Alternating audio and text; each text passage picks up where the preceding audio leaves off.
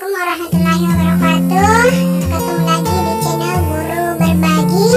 Di video kali ini saya akan berbagi tentang RPP 1 lembar yang sangat cocok digunakan pada masa pandemi ini. Nah, untuk guru-guru yang merasa kesulitan membuat RPP 1 lembarnya, ini video bisa digunakan sebagai bahan referensi untuk membuat RPP 1 lembar. Nah, untuk mendapatkan keseluruhan ilmunya atau manfaat dari video ini, tetap stay di channel ini dan jangan di skip ya.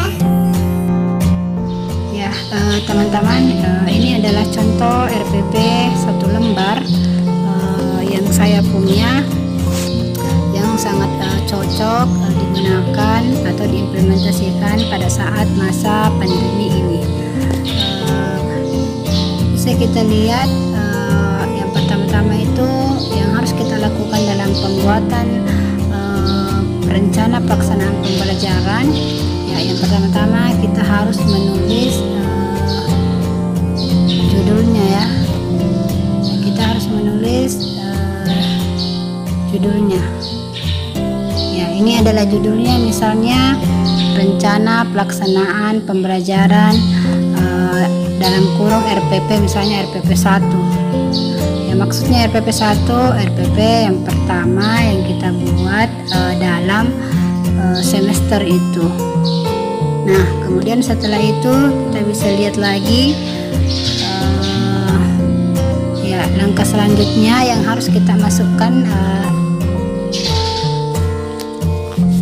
dalam RPP 1 lembar ini.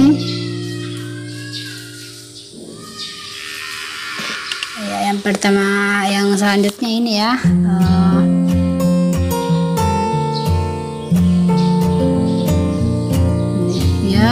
jadi komponen ini harus ada dalam RPP 1 lembar ya, yaitu ada satuan pendidikan ya, kemudian ada kelas, semester, ada materi pokok, kemudian ada mata pelajaran apa, kemudian alokasi waktu ya.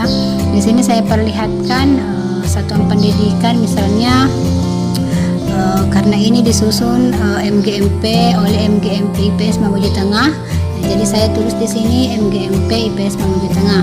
Nah, kalau misalnya teman-teman yang buat nanti, nah di sini ditulis nama instansi sekolahnya, misalnya SMP Negeri 1 atau SMP Negeri 2, seperti itu ya.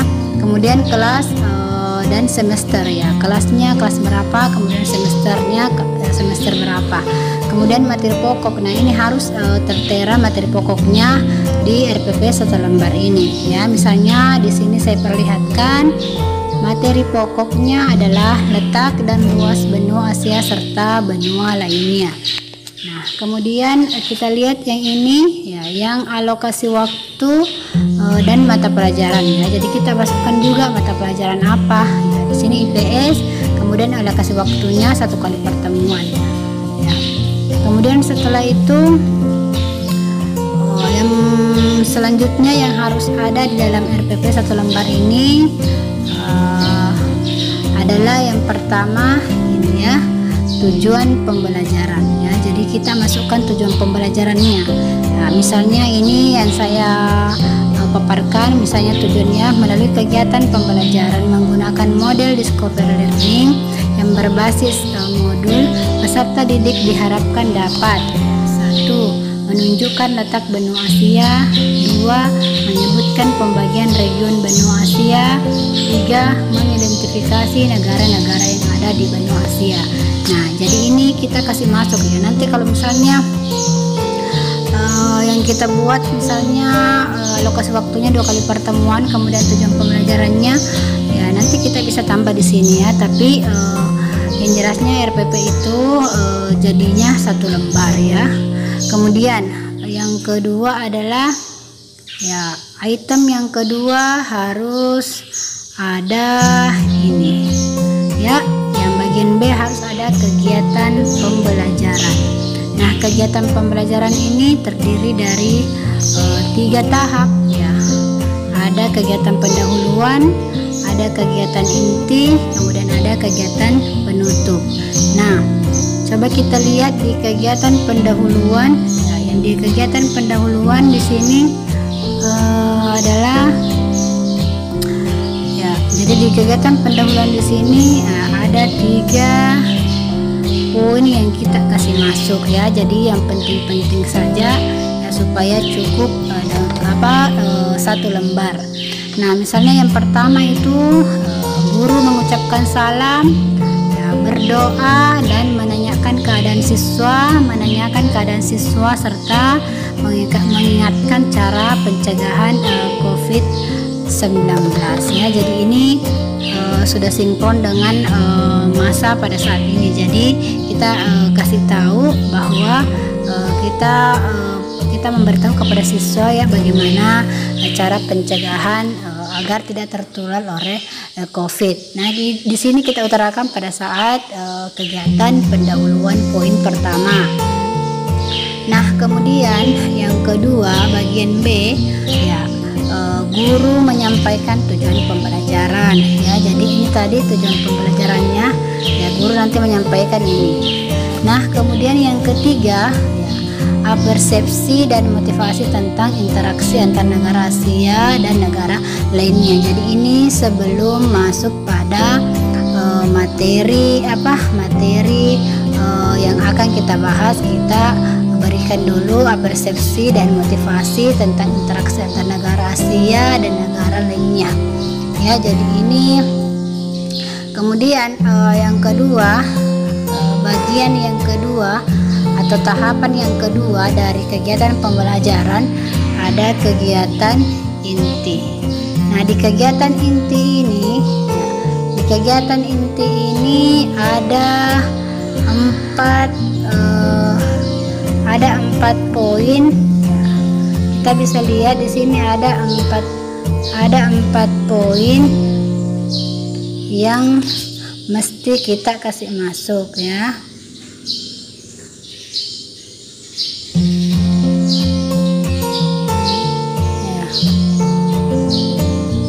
Ada 4 poin di kegiatan inti ya. Ya, yang pertama